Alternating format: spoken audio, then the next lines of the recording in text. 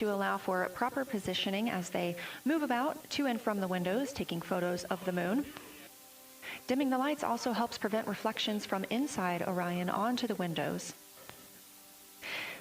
Ahead of this lunar flyby, let's dive in and explain what you can expect over the next several hours.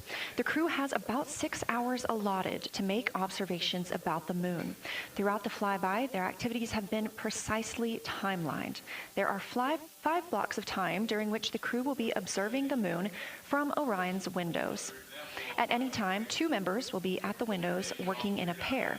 One crew member will be taking photos from window 2 with a blue shroud over the window. This can help prevent that glare or reflection from inside Orion. They have an 80 to 400 millimeter zoom lens to use. The other astronaut will be in window 3 using their portable computing device, you'll hear that referred to as PCD, to make annotations. Both of these crew members will make audio recordings of what they are seeing, and they'll wear headsets connected to those PCDs. Those audio recordings will be sent to the science team at a later date. Hello, we Hunter. will not hear them live. The 2 crew members at the windows will swap roles and positions halfway through their timelined block. The other 2 crew members who won't be at the windows at that time will be serving in the background as support. One will be conducting the science sit reps, or situation reports. This is what we will hear live from the crew. They'll be calling down a few times each hour to discuss what they are observing.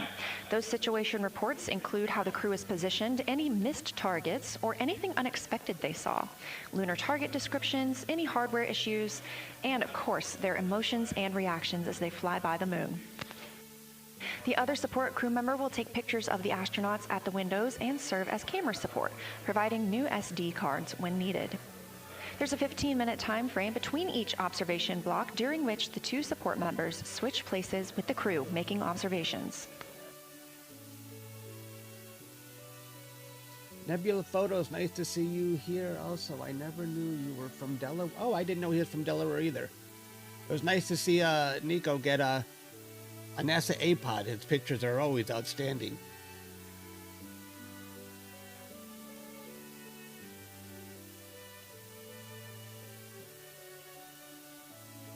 Two views, both coming from Orion. There on the left, the inside of the spacecraft, and on the right, a view of our moon, the destination for today.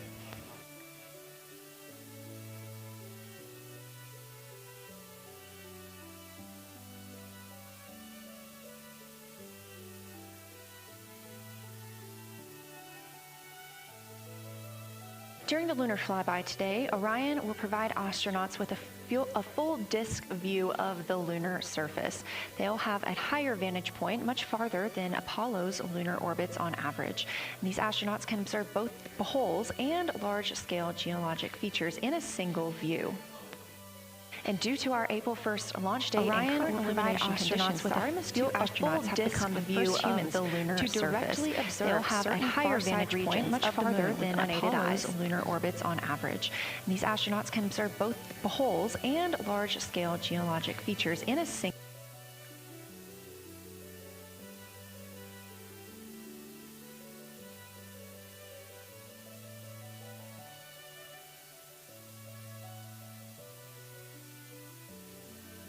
I wonder if NASA's actually going to announce that we just hit the distance record. It's coming up in 38 minutes.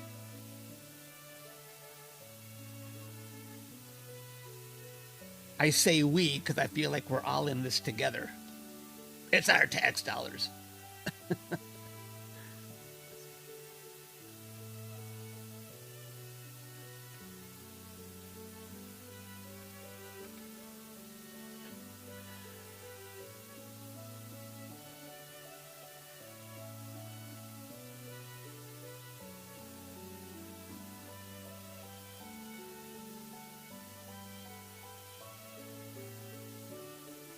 Yeah, the moon is at the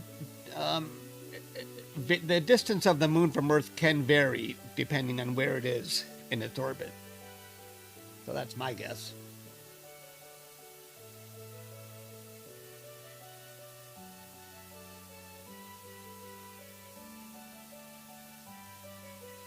I think they were picking up speed around the Earth and then flung to the moon, and they're only going to make one flyby around the moon. how do I, is it all?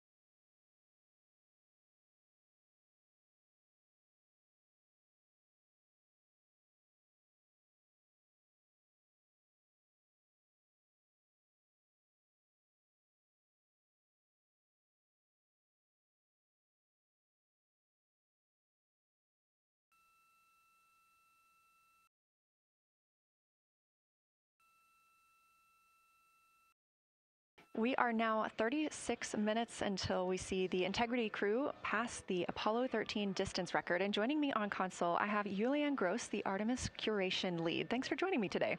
Thanks for having me. I'm very excited to be here. We're very excited to have you. So can you tell me about your role as Artemis Curation Lead and what that entails? Yeah, so for the overall Artemis campaign, I'm the Artemis Lunar Sample Curation Lead. That means I'm helping NASA to return the next set of lunar samples from the lunar surface. And for Artemis 2 specifically, I'm one of the science theme leads, and specifically I'm responsible, or the voice, for impacts, poles, and landing sites. Fascinating. So what helped us select the targets that the crew is going to be photographing today? So we had a plan coming in where we basically made a list of all the available targets during the April launch window, because before you launch, we wouldn't exactly be sure which targets would be visible. And so once we launched, we then were able to cut down on that list and prioritize our targets. And the 5 theme leads came together and really discussed and talked through which the long lens configured for lunar flyby. Which targets we could then see and prioritize. And so that made it into our plan. We worked then with timeline to make sure that all the targets are visible. Some targets are time dependent, like Earthset or Earthrise, and some targets will rotate out of view when Integrity starts going around the moon. And so we put these in early so that the crew has a chance to describe those to us. Fascinating. I cannot wait to hear what they have to say. So we just heard them say that their long lens is configured. That's very exciting. And for us, when we look at the moon from Earth, what features are we seeing that the crew will also fly by today? Yeah, so I really hope that people on Earth who are in nighttime will look up into the moon tonight. The features that the crew will see that we can also currently see is Aristarchus Plateau. Grimaldi is another feature. They're going to be sort of on our limb. And then Oceanus Procellarum, that really dark, large area on the near side that we can see. The crew is going to see that in the beginning. The more they fly around, the less of that they will see. So those are targets we will hear them describe early on in the flyby. Fascinating. Well, and the crew has been training for years for this day. And so we're going to hear them make a lot of calls about what they are seeing on the moon. And they're going to use a lot of interesting terms that I myself need some brushing up on. So could you walk us through a few of the things that we'll hear them use to describe the moon, like albedo, exosphere, ejecta, just some of those major terms we expect to hear from the crew? Yeah, of course. Albedo is basically a term of a reflectiveness of the surface. And so high albedo usually for the moon means bright areas, and low albedo means like darker areas. And so when you look into the night sky, you can see the high albedo areas are the white parts and the low albedo ones are the darker areas. Ejecta is when you have an impact and ejects or throws out material that then ends up on the surface, and you can see that as sort of rays or ray system. So you might hear them describe, oh, I can see Ohm, for example, with its rays. It has an asymmetric rays coming out, and so we are excited to hear them describe that. You might hopefully hear stuff about color or color hues, and so if they can see any changes in those color hues from like white to gray to maybe brownish, we're excited to hear about that. Exosphere is the almost no existing atmosphere of the moon. It's barely there. But there is dust on the lunar surface that can get lofted up through electrostatic forces. And when the sun goes behind the moon, it can scatter forward on those dust particles and sort of like create a little glow on the horizon. And so we're really excited to see if the crew can actually see that. This is so exciting. Thank you so much for walking through all of that with us. Julian Gross, Artemis Curation Lead, we really appreciate you joining us here today, and good luck to your team. Thank you. I'm really excited to be here. We are now MET 4 days, 18 hours, and 49 minutes into the flight of Orion. This view of the moon from the Orion spacecraft as we get closer and closer.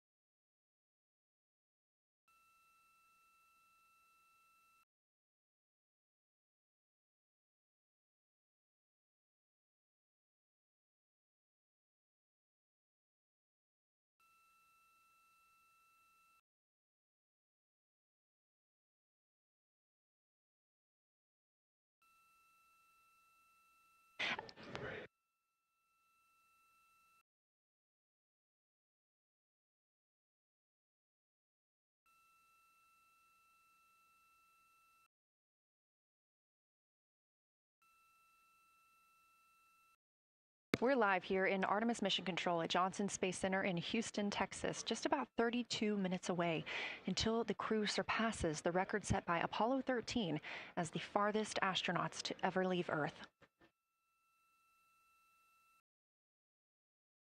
This view coming from a camera mounted on the tip of one of Orion's 4 solar arrays. Each array has a camera on its tip, and so we anticipate points in getting Michigan, views throughout the lunar though. This view coming from a Not a camera big deal. mounted on the tip of one of Orion's 4 solar arrays. Each array has a camera on its tip, and so we anticipate getting views throughout the lunar flyby. Of course, except during the point of loss of signal when the spacecraft flies behind the moon. Inside of Orion for today's flyby, making sure they have... Why can't the signal go around the moon?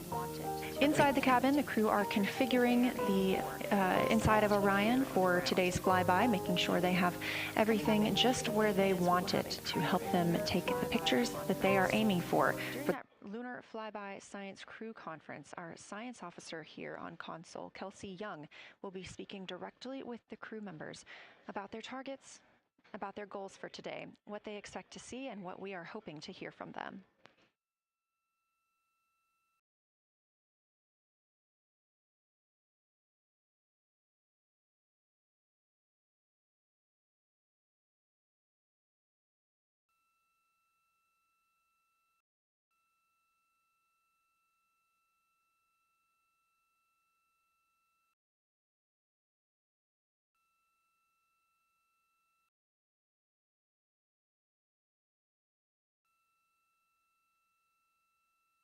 We have a lot of milestones coming up today, so make sure you don't miss them. The first coming up again at 1:56 p.m. Eastern Time, the crew will pass the distance from Earth record set by Apollo 13 in 1970.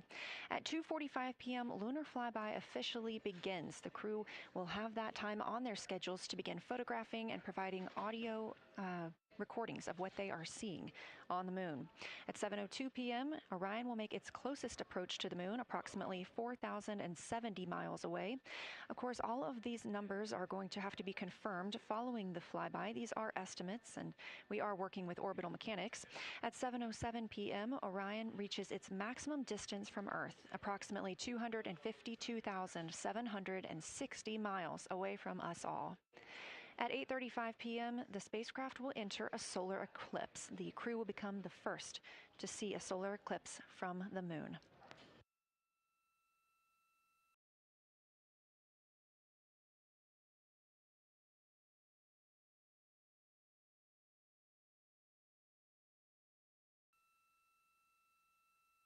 Ahead of the official beginning of flyby today, Kelsey Young, Artemis Science Flight Operations Lead, will be conducting a pre-lunar flyby crew conference. She will give information on camera setup, remind the crew of their intended targets, answer questions from the astronauts, and more. Young will help the crew set their targeting timeline, which counts down the time they have to image each target and what they'll be capturing next. She'll also remind them that the ground team will be calling for science sit reps, also known as situation reports. Those are essentially call-downs to report what they've been observing. They'll continue to do this even through their LOS, their loss of signal, as those communications will come down later on after they reconnect with us on Earth.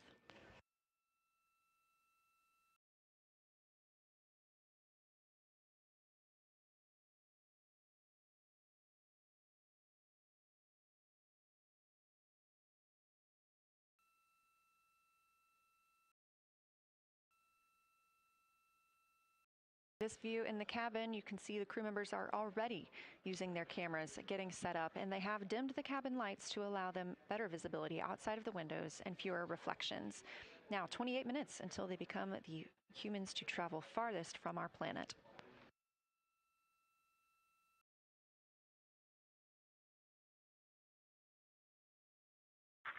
Houston Integrity, we are ready for the conference on your call.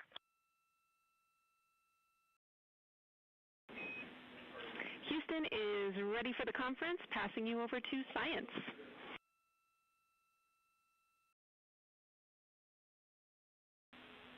Good morning, crew. This is Science. We couldn't be more excited for a full day of lunar and planetary observations today, the first one in over 54 years. How do you hear me?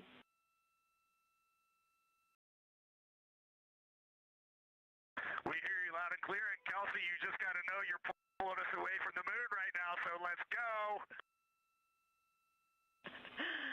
Message received. I will keep it tight here. I did just want to start with a thank you on behalf of the Lunar Science team and the entire lunar and planetary science community, of which you are absolutely a part, for what you've already done in this mission and what you're going to do today to inspire the next generation of scientists. I have to say Moonjoy is the new term that's already become our team's new motto, so thanks for that. In this conference, we'll cover hardware and config reminders, and then I'll just briefly, as you said, cover today's science plan. I'm assuming you already have your LTPs up. Confirm that, and I'll jump quickly into the cabin config reminders.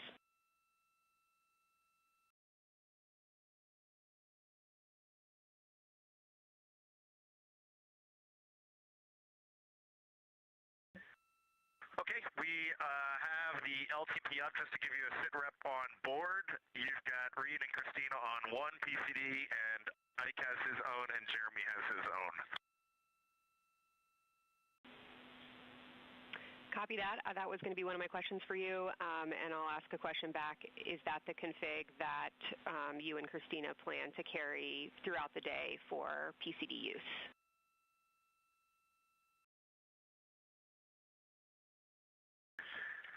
Negative, Kelsey. Our plan for PCD use is we have run the power cables to Windows 2 and 3, and we are going to leave one PCD. The yellow PCD will be in window 2, and the green PCD will be in window 3, and we will do that the whole day. And then the red PCD will be a rover. Understood. Super helpful. Recommend when you guys switch in and out of PCDs to add your initials to your OneNote annotations, just so we can keep track of whose is who.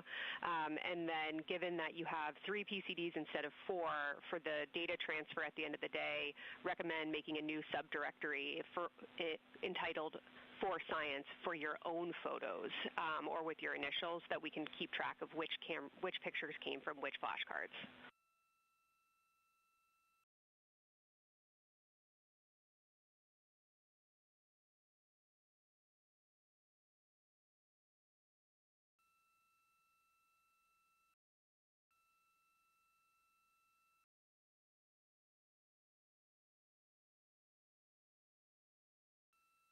This view. So, Kelsey, I just want to here's what we're doing. We have community cards in all cameras on board, and then when each astronaut approaches their camera, the intent is they will put their card into that camera for photos and then put the community card back in at the end of the session. But just know it is harder to manage cards than we thought, and we don't want to miss science, so it might end up a bit more disorganized. Understood. Thanks for that essay. Just read the flashcard numbers down when you get a chance, and we'll follow your lead on the best thing to do operationally during the flyby. With that, I'll move on to windows. So the window characterization DFTO you guys did a few days ago confirmed that window 2 is ideal for imaging, so no change to config of photographer in window 2, observer in window 3, and science sit reps in window 1.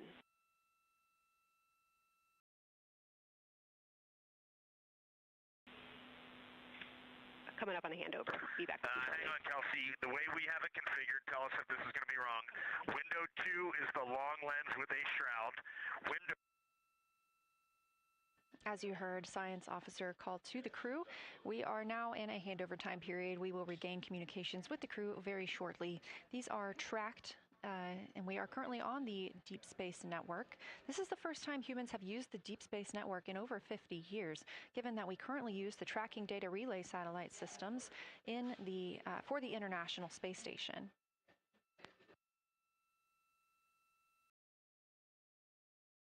This view from Artemis Mission Control on the right is Kelsey Young. That's who you hear speaking with the crew. Young is the Artemis Science Flight Operations Lead, and we also look forward to speaking with her here today.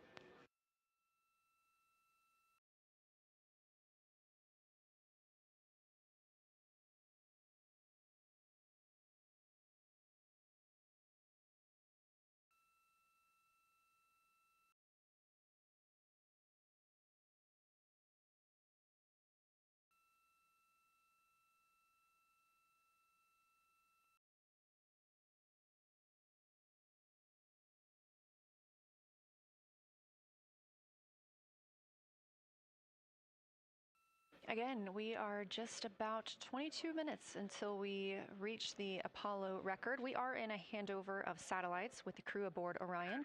The T-shirt shroud for the Z9 and solar, and then window 3 will be for visual observations, and window 4 is for floater. And thanks, Integrity, for that. Reed, we had a handover during that time, so I'm going to have to ask you to give that read back on window orientation for the crew again.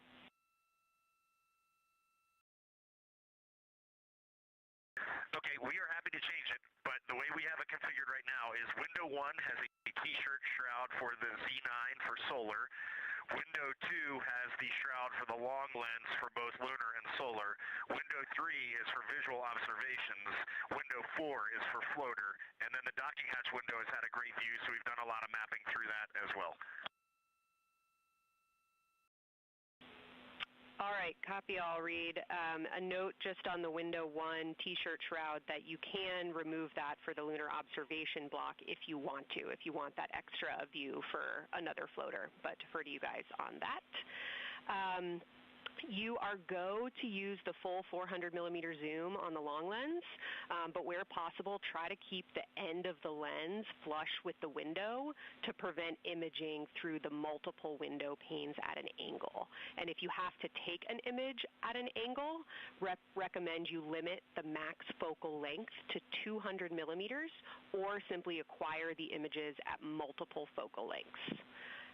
Last imaging update as a result of the DFTO is that if you can take the images out of the left side of window 2 where possible, that is the best half the window. Understand that might not be possible with the shroud. Any other imaging questions from you?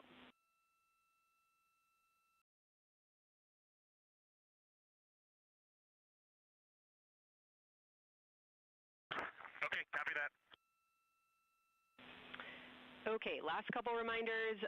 Don't forget the ability to take the WAVE files to tag imagery that you are wanting to follow up on using the FN3 button on your camera.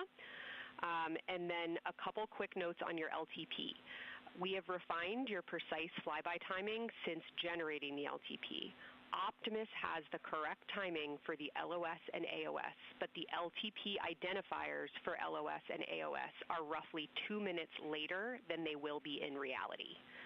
Final LTP timing update is that the green line on your LTP should start automatically 45 minutes before the flyby. If it doesn't appear, let me know and I'll have troubleshooting steps for you. Last updates are on the eclipse, so only for that last hour today. Of course, remember if the sun is in view to use your eclipse glasses. And reminder that we will have a few activities for you prior to the eclipse to reconfigure all 3 cameras for corona and deep sky observations. These activities, some of which will occur during the forward link LOS, so we wanted to flag it for you now. Any questions before I cover the last 2 reminders?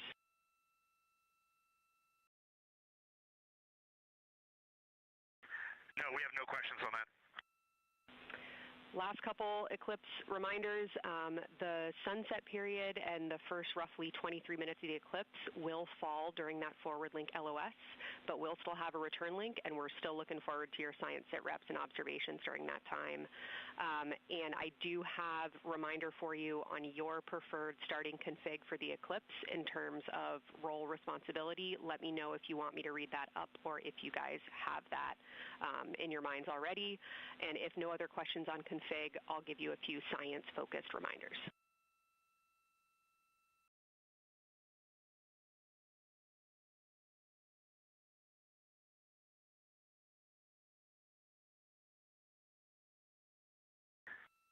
Give us a quick high level, but we see it in Optimus, and I think we got it squared away. But give us your quick Kelsey high level. Okay. A couple changes from the first LTP you studied is that Glushko is the only feature that the same pair will view twice. That's Reed and Jeremy. That's why that's the only target you see that is marked as